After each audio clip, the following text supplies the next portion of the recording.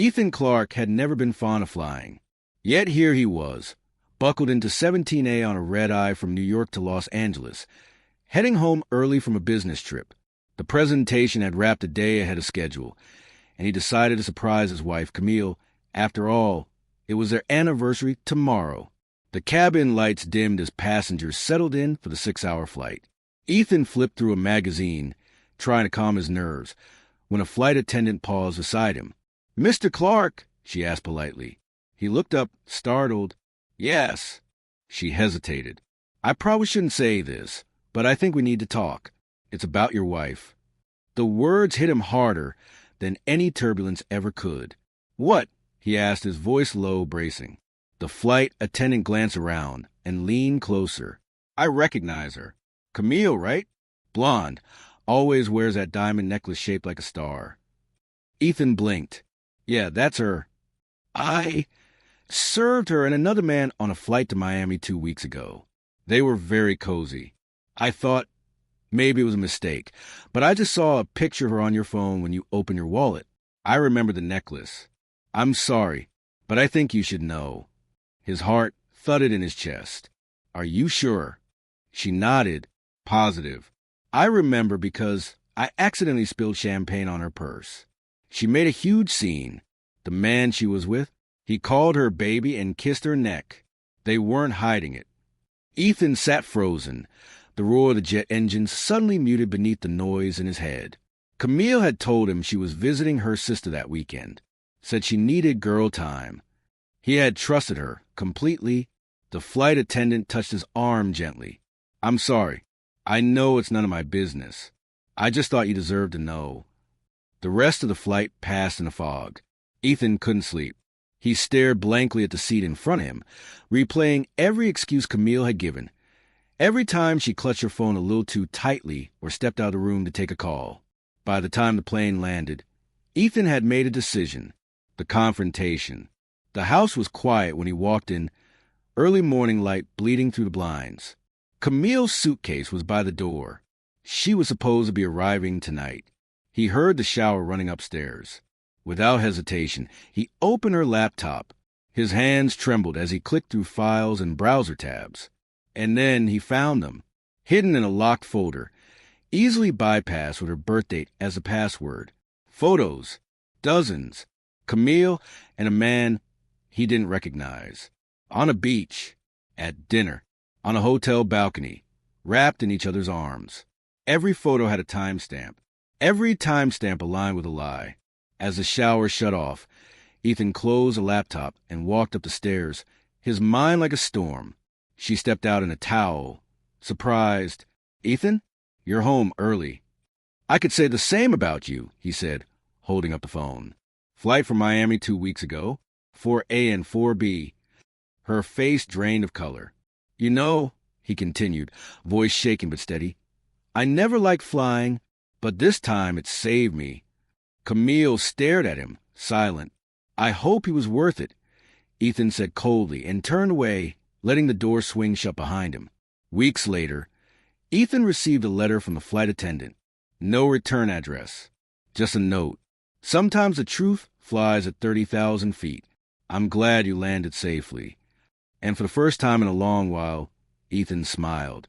"Would you like an image prompt based on this scene?" The next few days were a blur. Camille tried everything. Tears, apologies, half-truths twisted into full-blown sobs. But Ethan had already seen the unedited version.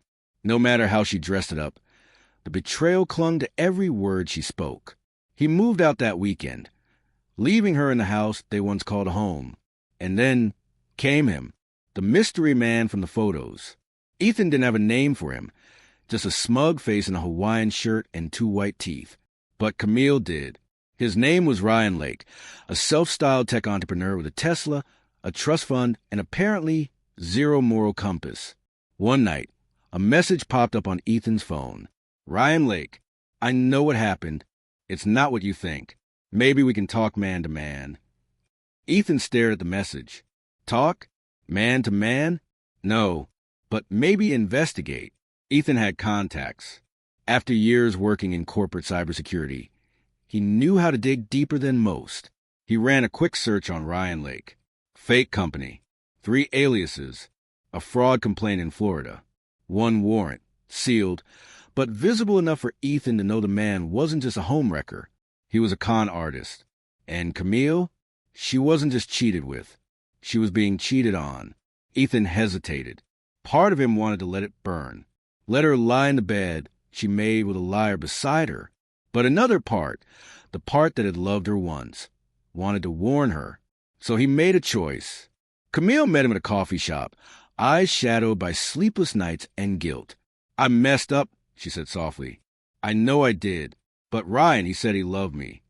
Ethan slid a folder across the table. Inside, screenshots, legal documents, a report. He's wanted in 2 states.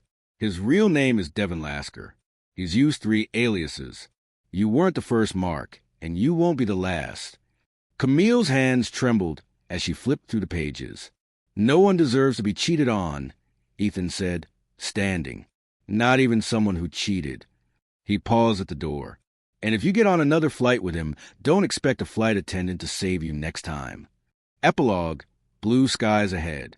3 months later, Ethan boarded a flight to Rome. Alone but lighter. As the seatbelt sign flickered off, a voice behind him said, "You again?" He turned, and there she was. The same flight attendant from that fateful trip. Same kind eyes. Same calm smile. "I guess the skies keep us connected," he said. She raised an eyebrow. "Careful." That almost sounded like flirting. He laughed. "Maybe I'm learning to like flying after all."